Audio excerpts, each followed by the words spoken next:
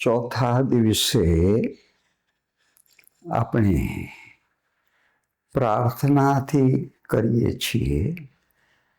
આજે જરા ગુજરાતી વિચાર કરીએ. એક પંક્તિ લખી છે, હે ગુજરાતી કર વિચાર. દેવ ભાષા સંસ્કૃતથી જન્મી, પામી હેમ નૃસિંહ સંસ્કાર. તોય હજી કેમ શું શા પૈસા ચાર. હે ગુજરાતી કર વિચાર. આ કેમ છે? તો પછી પણ એક પંક્તિ આપી છે કે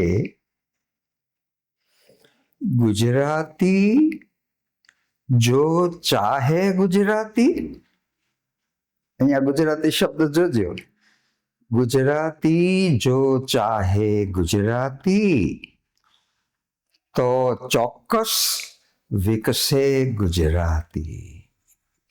અહીંયા પહેલામાં ગુજરાતી તે પ્રજા તરીકે, ગુજરાતની પ્રજા.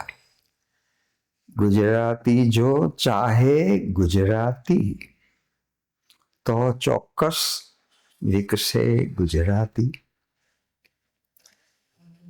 કેમ આમ થયું છે આજે ગુજરાતીનું? તો કે આપણે નરસિંહ કહી ગયો ને, પરહરી થડને તું ડાળે વળગ્યો. આપણે થડ, આપણું મૂળ માતૃભાષા ભૂલી ગયા અને આપણે ડાળને વળગીએ છીએ.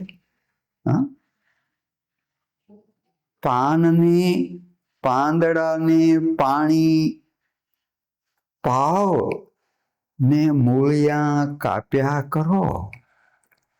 પાંદડે પાણી પાવ ને મૂળિયા કાપ્યા કરો ને રાખો અપેક્ષા સિદ્ધિની વૃદ્ધિની ક્યાંથી મળે? આપણે બીજા વિભાષાને ભાષા શુદ્ધિનું શિક્ષણ પહેલા ભાગમાં મેં એક રૂપક વાર્તા લખી છે કે માના પ્રેમથી ઉછરેલો બાળક માની આશાઓ એને સુખ આપવા માટે પૂર્ણ કરવા જગત ખૂંદવા નીકળી પડે છે અને એ પરીના મોહમાં ફસાયો ને માને ભૂલ્યો. અહીંયા પરી એટલે આકાશમાં ઉડતીની રૂપક કથા છે, પણ અહીંયા પર એટલે બીજા અને પર વત્તા ઈ એટલે જેમ ગુજરાત વત્તા ઈ એટલે ગુજરાતનો, એમ પર વત્તા ઈ એટલે બીજાની ભાષામાં મોહમાં આપણે ફસાયા ને માને ભૂલ્યા. આજે જરા આપણે અંગ્રેજોને દૂર કરવા, ક્વિટ ઇન્ડિયા, ભારત છોડો માટે મોટું આંદોલન ચલાવ્યું હતું. આજે અંગ્રેજોને છોડવા, દૂર કરવા આવું જો આંદોલન ચલાવ્યું હતું તો આજે હવે ફરી એક આંદોલન જગાવવાની જરૂર છે અને તે અંગ્રેજી દૂર કરો. અંગ્રેજી માટે શું? જ્યારે આપણી ભાષા અંગ્રેજી નહોતી ત્યારે આપણા લોકોએ કેવા મોટા મોટા સર્જનો કર્યા છે. એના શૂન્યથી આજે જગતમાં દશાંશ પદ્ધતિ આવી, આપણા શૂન્યની શોધથી. મોટી મોટી વિદેશમાંથી આપણે ત્યાં આવતા અને આપણું જ્ઞાન બધે ફેલાયેલું. આટલું તો અંગ્રેજી નહોતી તોય કર્યું હતું. તો આપણે પાછા આ અંગ્રેજી છે ને એને દૂર કરવા આ મૂળ ક્રાંતિ, મૂળ સુધીની ક્રાંતિ નહીં, હું એમ કહું છું કે મૂલાત ક્રાંતિ, મૂળથી ક્રાંતિનો પ્રારંભ કરો.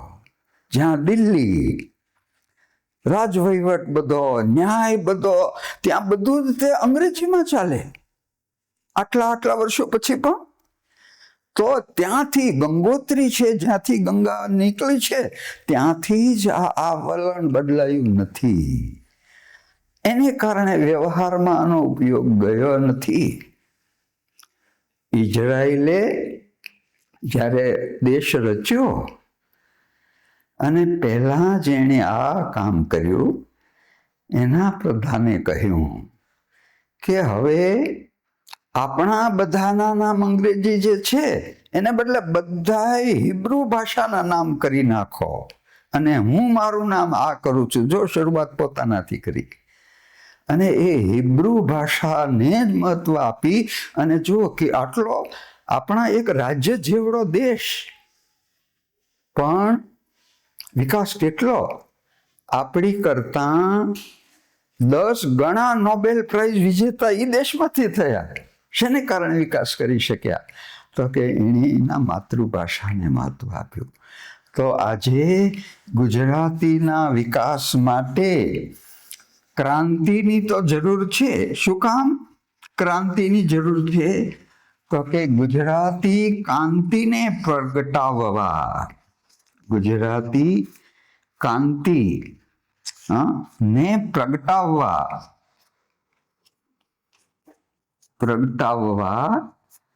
આજે ક્રાંતિની જરૂર છે. ગુજરાતી કાંતિને પ્રગટાવવા આજે કાંતિની જરૂર છે. અને એટલે ગુજરાતી પ્રત્યે આપણે જરા અભિગમ બદલીએ. એનાથી પણ બધું જ થઈ શકશે. ગાંધીજીએ પણ આત્મકથા અંગ્રેજીમાં નથી લખી, એણે ગુજરાતી અપનાવી નાખ્યું છે. વલ્લભભાઈ અંગ્રેજી જાણતા હતા પણ એણે પણ માતૃભાષા અપનાવી લીધી છે. મોદીજી પણ એ ગુજરાતીમાં જ ભણ્યા છે. ક્યારે રાષ્ટ્રને આવું પ્રદાન કરી શક્યા? તો કે એણે માતૃભાષા ગુજરાતીને એણે અપનાવી છે. તો પરીના મોહમાં છોડી પરહરી થડ ને તું ડાળે વળગ્યો, એ વલણ બદલી અને ભાષા માટે આપણે એના એક ક્રાંતિ માટે એના સૈનિક બનીએ. માત્ર આપણા પૂરતું જ નહીં, એના માટે લડીએ.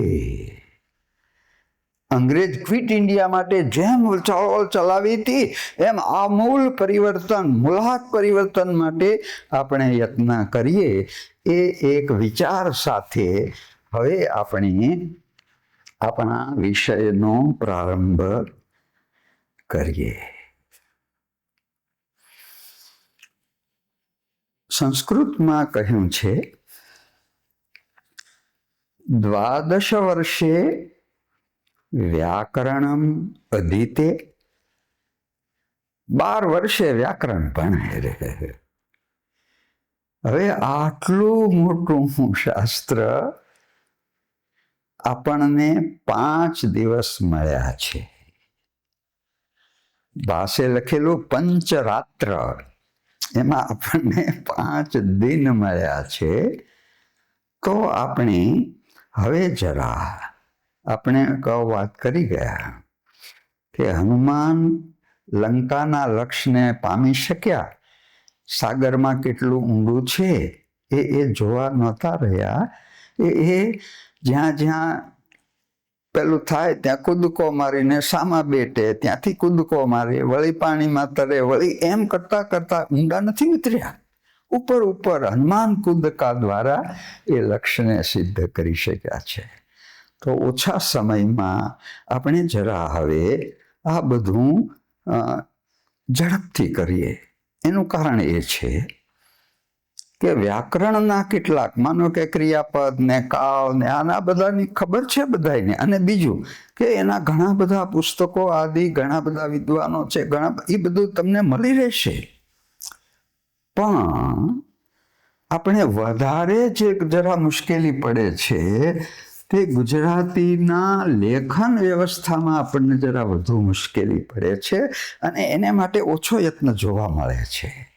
અને એટલા માટે એના ઉપર ભાર ન મળે એટલા માટે થોડોક આપણે વ્યાકરણ વિભાગ ટૂંકાવી અને પછી આપણે લેખન ઉપર જઈશું, કે જેમાં ગુજરાતી ભાષાની માન્ય વ્યવસ્થાઓ શી છે લેખનની, એ બધા વિશે આવી જશે. એમાં આપણે કાલે વાત કરી ગયા કે પંખો ફરે છે, હું બોલું છું, હા, પંખી ઉડે છે, વિદ્યાર્થી ભણે છે. હા, જુઓ આ બધી ક્રિયાઓ કરે છે બધા. નામની વાત આપણે જોઈ ગયા.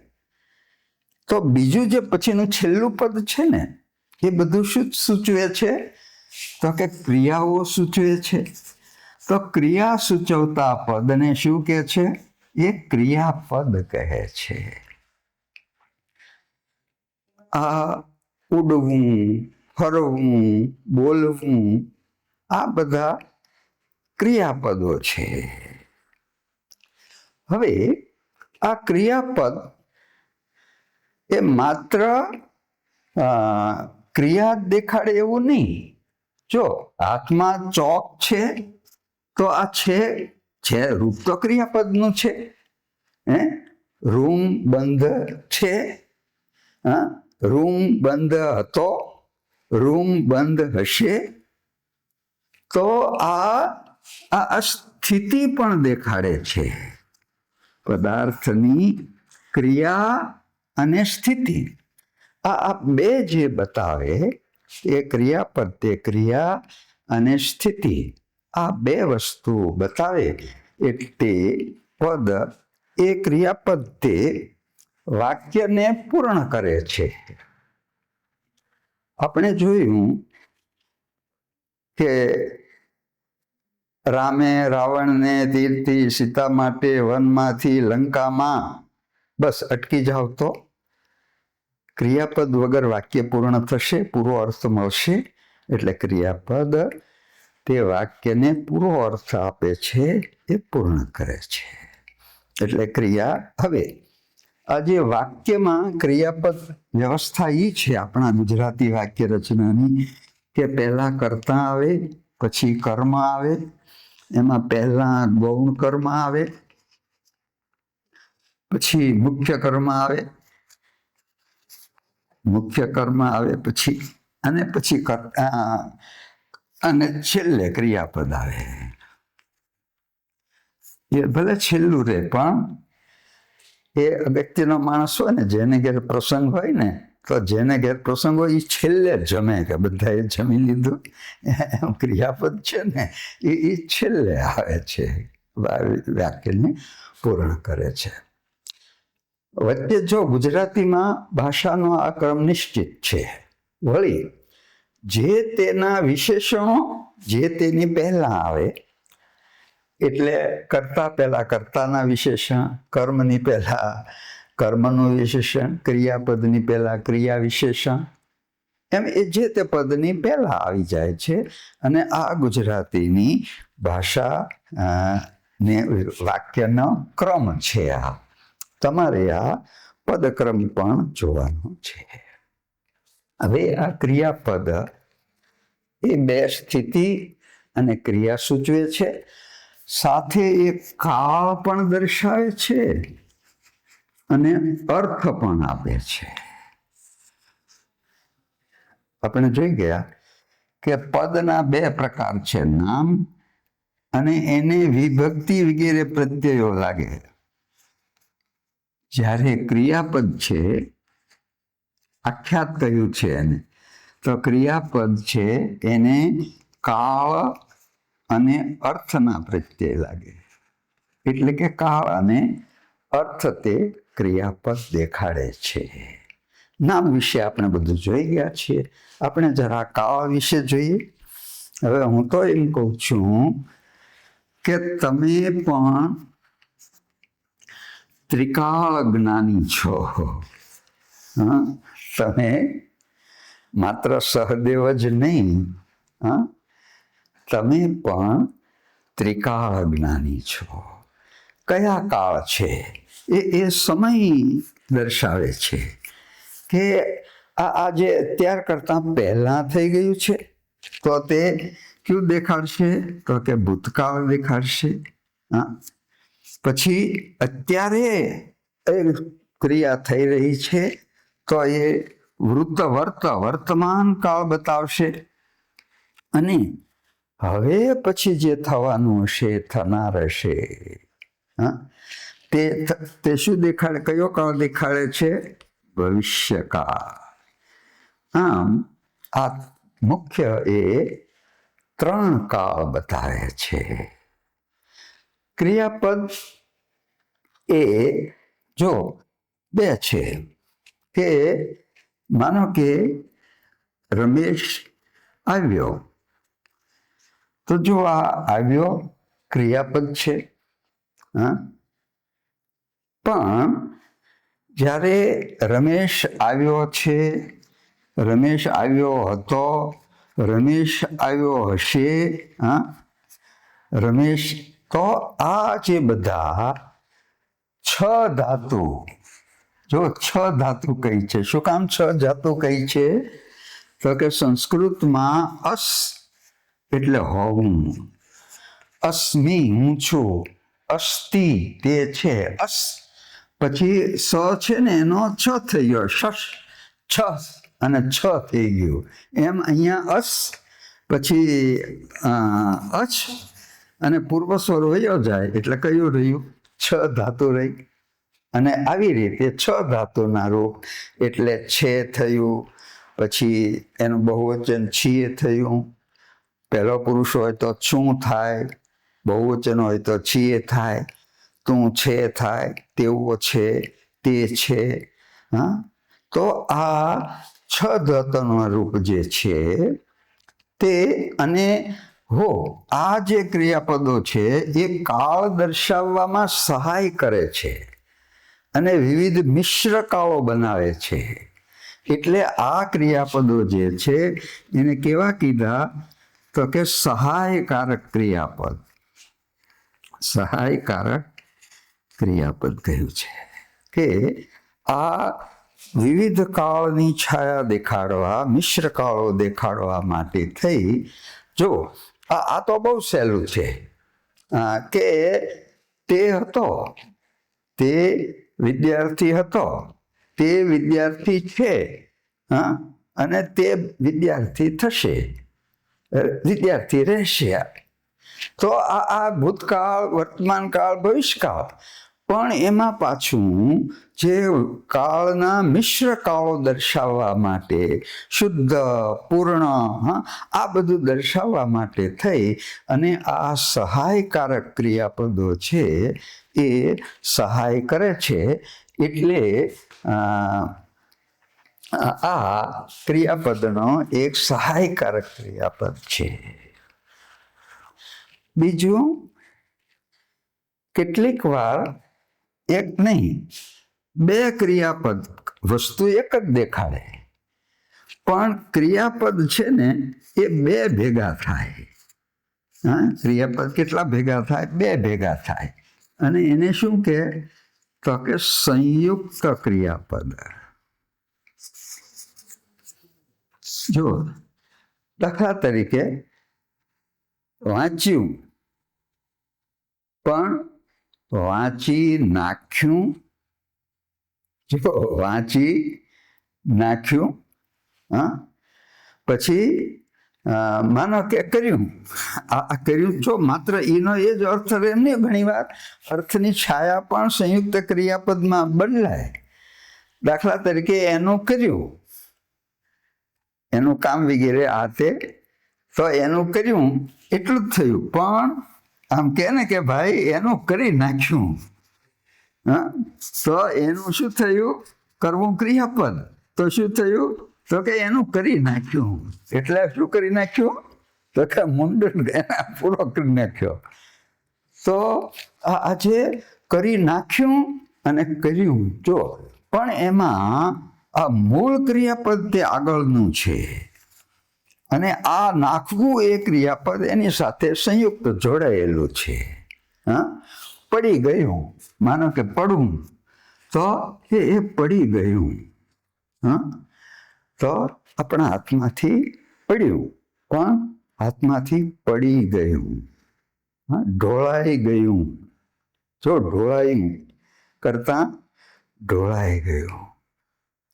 હા, તો આમ એ સંયુક્ત ક્રિયા, સહાયકારક ક્રિયાપદ, સંયુક્ત ક્રિયાપદ, કાળ અને અર્થના. હવે અર્થ પણ એના જરા જોઈ લઈએ. જો એ વિવિધ અર્થ પણ આપે છે. જેમ કે જો માનો કે જવું, સામાન્ય રીતે ક્રિયાપદનું આજ્ઞાર્થ બીજો પુરુષ એક વચનનું જે રૂપ હોય એને આપણે ક્રિયાપદના મૂળ તરીકે ઓળખીએ છીએ. જેમ કે તું લખ, તો લખવું ક્રિયાપદ છે. તું જવું, તો તું જા. તું ભણ, હા, તો તું આવ. તો આ લખવું, જવું, ભણવું, આવવું આ ક્રિયાપદના મૂળ છે, અને એને ધાતુ કહેવાય. ક્રિયાપદનું જે મૂળ રૂપ છે એને શું કહેવાય? ધાતુ કહેવાય. હવે આ શું થયું બધું? તો કે અહીંયા આજ્ઞા કરી છે. શું કરી છે? આજ્ઞા કરી છે. બેસ, બેઠો બેસ, હા, ધ્યાન રાખ. જો આ બધી સ્પષ્ટ. હવે વાંચ. હા, તો આ બધું શું કર્યું છે? એ આજ્ઞા કરી છે. એ જ પાછું જો બહુવચન હશે તો હવે વાંચો, હવે લખો, હવે ભણો. હા, તો એ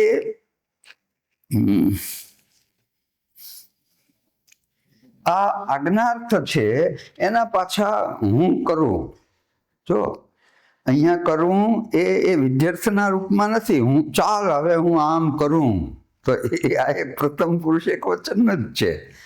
હા, તે આમ કરે, હવે તે ન બોલે. હા, તો આ જે આજ્ઞાર્થના પુરુષ પ્રમાણે એનું થોડો પરિવર્તન પણ આવે. તો આ જે સૂચવે છે તે બધી શું આવે છે?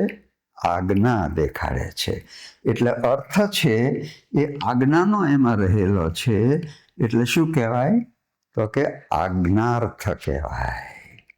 હા, હવે